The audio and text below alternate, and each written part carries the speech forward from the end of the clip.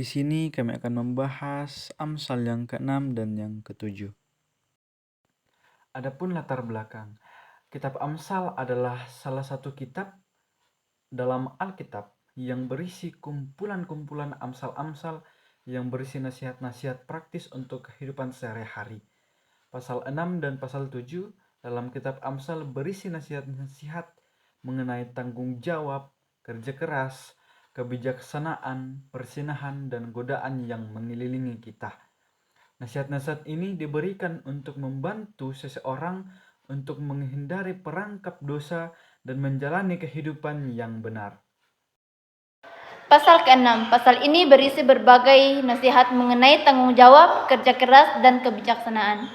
Nasihat-nasihat ini diberikan untuk membantu seseorang menghindari perangkap dosa dan menjalani kehidupan dengan benar. Beberapa nasihat yang terdapat dalam pasal ini antara lain: Yang pertama, jangan menjadi penanggung sesamamu dan membuat persetujuan dengan orang lain. Nasihat ini mengingatkan kita untuk berhati-hati dalam memberikan janji atau menyetujui permintaan orang lain. Sebagai keluarga Kristen, hendaklah kita terus berhati-hati dan bijaksana dalam hal membuat persetujuan yang berkaitan dengan hutang piutang. Apalagi jika yang berhutang orang lain dan kita yang menjadi penjamin atau barang kita yang dijaminkan. Sesungguhnya hal itu akan berdampak buruk kepada ekonomi keluarga kita karena kita pun terbebani untuk mempertanggungjawabkannya. Lalu yang kedua, jangan terjerat dalam perkataan mulutmu. Nasihat ini mengingatkan kita untuk berbicara dengan bijak dan tidak terjerat dalam omong kosong atau gosip.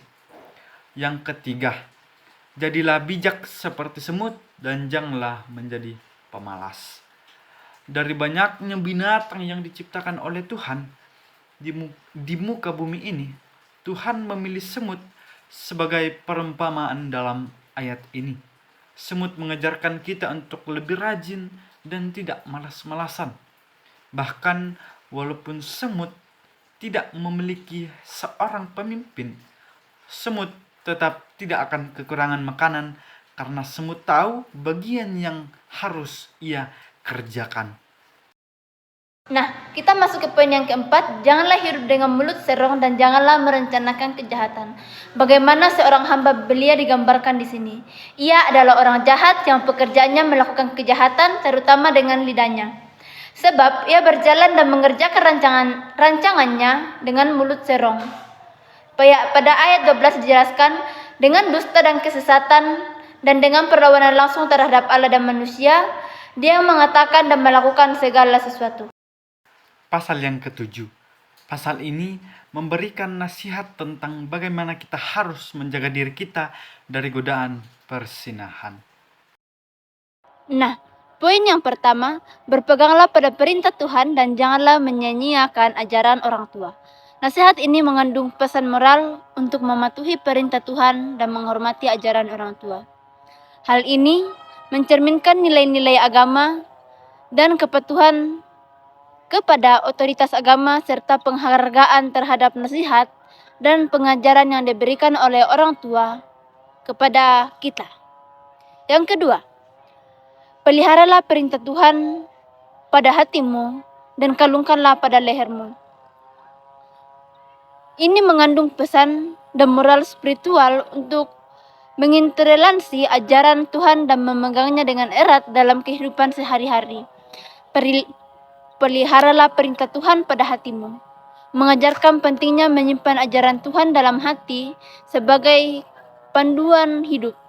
Kalungkanlah pada lehermu, menyampaikan ide untuk memandang ajaran Tuhan sebagai sesuatu yang bernilai tinggi. Layaknya seorang memakai kalung sebagai hiasan yang dekat dengan hati. Dengan kata lain, ajaran Tuhan seharusnya menjadi bagian yang tak terpisahkan dari identitas dan perilaku seseorang. Yang ketiga, janganlah menginginkan kecantikan dalam hatimu dan janganlah terpikat oleh bulu matanya. Ini menekankan pentingnya menjaga hati dan pikiran dari keinginan atau obsesi yang tidak sehat terhadap penampilan fisik seseorang. Peringatan ini mengajarkan nilai-nilai seperti kontrol diri, menghindari godaan yang merugikan, dan menghormati orang lain, tidak hanya berdasarkan penampilan mereka.